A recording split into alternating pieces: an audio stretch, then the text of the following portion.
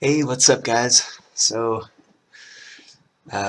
few people have requested videos on growing more as a free-to-play player, and I realize a lot of my videos are about spending money, and I don't exactly want to encourage anybody to spend money, so I'm going to make a bunch of how to grow more as a free-to-play player. And for this video, I'd like to focus on how to grow your guild as a whole, because that's one of the best things about this game, is the camaraderie amongst the guildmates. And we've picked up a few tricks in the last 4 or 5 months that I can share with you guys, and hopefully you can incorporate them or maybe even improve upon them. Uh, so in my opinion, the most important thing in a guild is communication, and I recommend getting everyone in your guild to get either Line or Discord or one of those apps and set up a group for your guild if you haven't done so. Most of you probably already have done that, but that's helped out so much. We always send each other notifications when we're under attack, so we can just immediately. I don't even have notifications set up on my for my Final Fantasy app. I just have notifications for Discord, and people will PM me if somebody's under attack. I can log in quick, reinforce, and then get back to whatever I was doing. So that's huge. Communication, it's everything. It's going to help for coordinating attacks. It's also going to help. It's just going to help everywhere. So communication, communication. The second most important thing is your location, um, and also how your guild is set up. I've noticed a lot of people, they like to clump right together in like these big swarming hives, but and that is great if you're a strong guild and you're good at reinforcing. But I've noticed, for me, in my guild is right now we're in the top 10, but we're not the top 2 or 3. So for us, whenever we're clumped together, we get attacked frequently. People, higher level players, love that. They can use one teleport, burn everybody in an hour and a half, and then take off. Um, so what I recommend is not clumping together and spread out. And we do this thing, we call it node formations. And we'll have, um, let's say you want to spread out into like 4 little smaller pockets. And then each pocket will have a collection of higher level and lower level players from the guild. And this is great. So to give you an idea of how spread out, for us to march from the person, let's say the person in the bottom left to the person in the top right, it's about a 15-minute march, maybe 20 minutes, depending on you know how many players you're going to have. But that's really great because you can still transfer resources. It takes a little longer, and you can still reinforce, but it's going to really discourage people from teleporting in. They're not going to want to waste 3 teleports to wipe out your whole guild. And if they just say they just teleport right to the middle, it's still a 7-minute march. So that gives you time, and that'll give people, somebody will see it, somebody will log in your communication app, they'll notify people, people have more time to bubble. It's rather than an hour and a half, it's going to take days to take out everybody. So it buys you time, and time is huge in this game because people don't want to waste time attacking. So yeah, so definitely I recommend, if you're not a top guild, spread out. There's no reason not to. You can still transfer resources. And another thing, it'll help ton in the realm versus realm, because people, they're not even going to notice that there's a big clump of guildmates there, because it's just going to take too long to attack, and it's not obvious. It doesn't jump out seeing a big cluster. So yeah, location. And the other thing about location is you want to be in an area where there's enough monsters to hit, like so close enough to the crystal, but you don't want to be right next to the crystal, because that's where all the top guilds are going to be. So you want to be as a decent amount away. I'll let you guys decide, depending on your guild power, the best spot, but I wouldn't want to be right at the edge, right at the scar. Um, Another thing, guys, is alliances. I've noticed a lot of guilds, they just go willy-nilly into different alliances and no attack agreements, and it really doesn't mean anything. Your ally will get attacked and you don't do anything, mostly because you can't.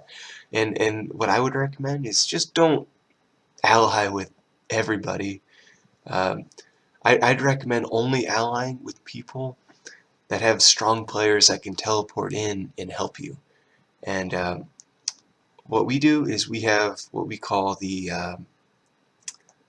actually I don't remember what we call it, the strong four or something, the super four, and it's for the top 10 guilds, and we each have players with T4 and teleports. And we have this pact that if one of our guilds is attacked, anybody who's online from the other 3 guilds will teleport in their T4 players and we'll all join the guild being attacked, so we can reinforce and we can try to rally out the enemies.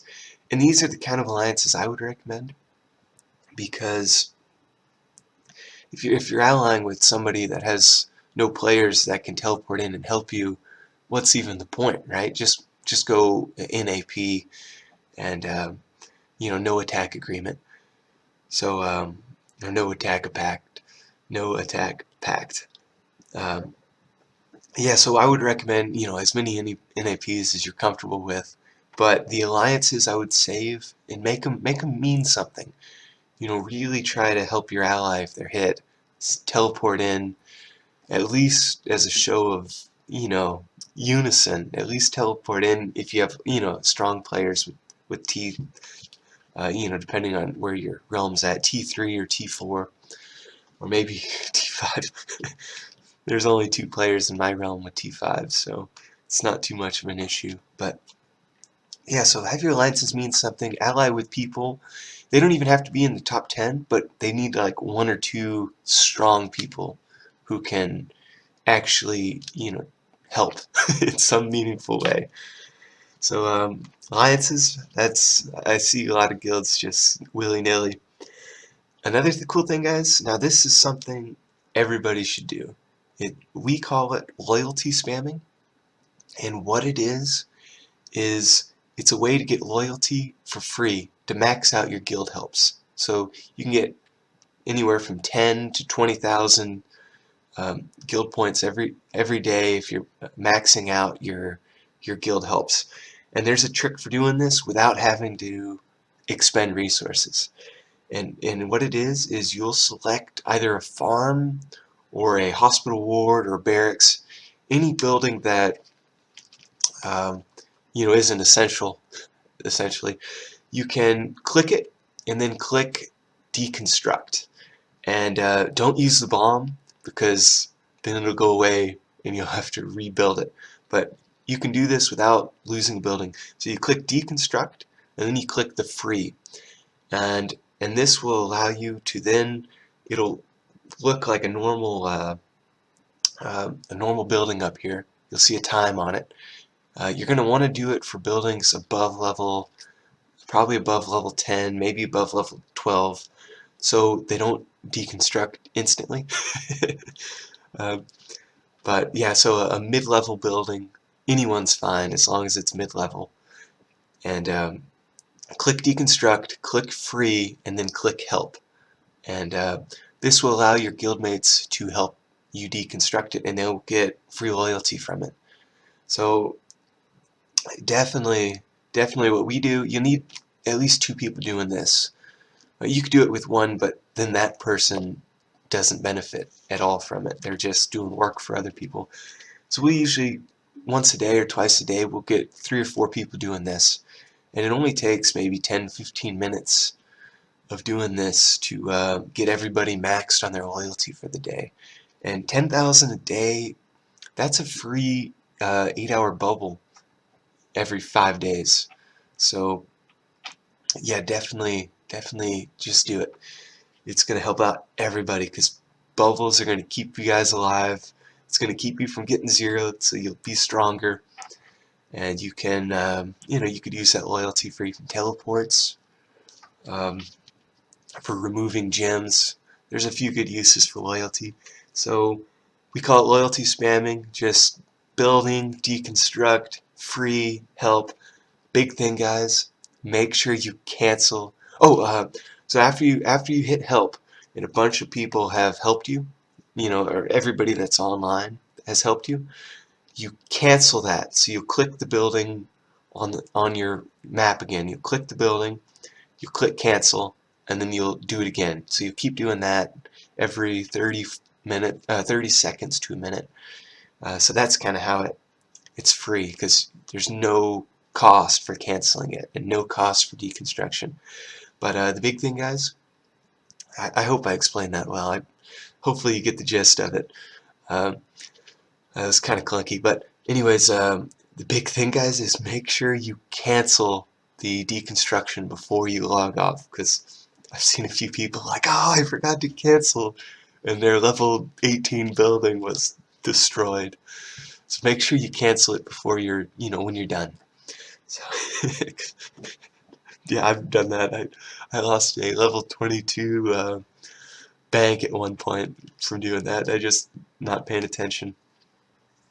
Um, Another thing, guys, if you know there's a guild event coming up, if you know there's an RVR coming up, there is a quest for getting bubbles, and make sure you're aware of this and your guild's aware of this, because somebody doesn't have a bubble, there's a good chance, at least initially, you can get them a bubble for the event.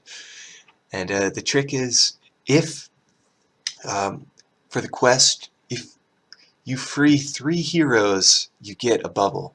And I can't remember if it's a day bubble or a 3-day bubble, but you get a free bubble, um, a barrier, an empire barrier, so I call it bubbles. An empire barrier so you can't be attacked. Uh, so what we do is we'll have a farm account.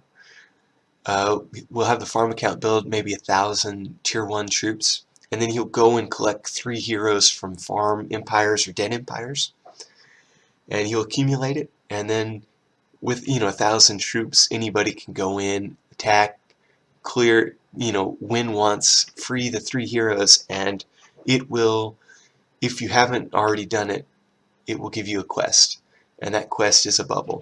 So there's one for 3 heroes, and then there's one for 10 heroes.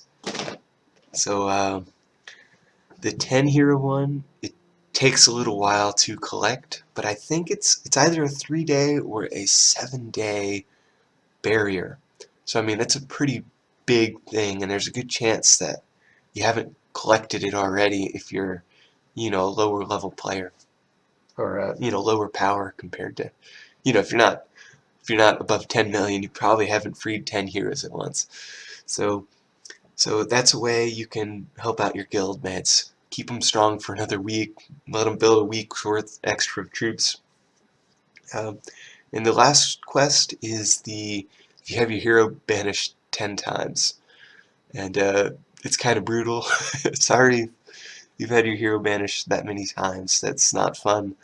But if it happens, you get a 30-day barrier. So a month of troops, that's a chance you can get to the point that maybe you can't be zeroed. Um, Another trick, guys, and I don't know if a lot of you are doing it already, but you can protect your hero while you're sleeping without using a barrier. And what you do is you do a rally with your hero. And it'll kind of you'll be hidden. So do an 8-hour rally with your hero when you go to bed, and he won't be able to be captured for that whole 8 hours. So I usually select like a farm that I know won't be building troops, and set the 8-hour rally. And the only downside about this is if you are attacked, you don't get the buffs from your hero on your empire. So you'll be zeroed a little easier, but at least your hero will be safe. So it's something to consider. If you have, over 5 million power, you probably don't want to do it because you want your troops to kill more. But well, actually, that could depend. If you get hit regularly by somebody with a really strong T4 or T5, maybe you would want to uh, rally it. It's up to you, but it's a way to keep your hero safe. Um, and there is another trick. If you see your guildmates getting attacked, you can, and you know they're going to be zeroed, and you know they're not online, right before they're completely zeroed, kick them out of your guild, attack them a bunch, and try to capture the hero for them. Uh, it's a little bit of work, but if you can capture their hero before the enemy captures their hero, that'll save them days. So that's another way around it. We do that some, but it's kind of, so you gotta be quick, right? You gotta kick them from the guild, so you need a R4 or R5 player, and then you need somebody strong next to them who can essentially zero them out before the enemy. So it's a little bit of work, but it's a cool trick. If you can help out a guildmate, save them, 3 days of hero farming, essentially, monster farming. Um, so there's a few tricks, guys. Hopefully some of them will apply to you. Hopefully it'll help you guys out somewhat. I'll try to make more of these kind of videos, let you know some tricks that I've figured out or my guildmates figured out, and hopefully you can incorporate them and grow. Alright guys, happy monster farming.